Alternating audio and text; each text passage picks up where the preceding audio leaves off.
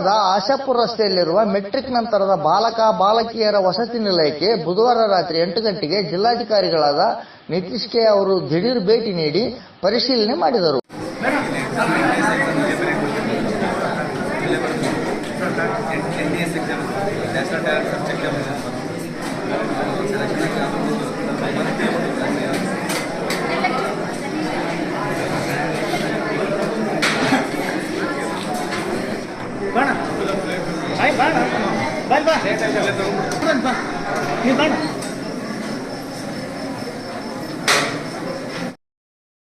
ನಂತರ ವಸತಿ ನಿಲಯದ ಊಟ ಉಪಹಾರ ವ್ಯವಸ್ಥೆಯನ್ನು ಪರಿಶೀಲಿಸಿ ಮಾತನಾಡಿ ಗುಣಮಟ್ಟದ ಊಟ ನೀಡಿ ಸ್ವಚ್ಛತೆಯನ್ನು ಕಾಪಾಡುವಂತೆ ಮೇಲ್ವಿಚಾರಕರಿಗೆ ಸೂಚಿಸಿದರು.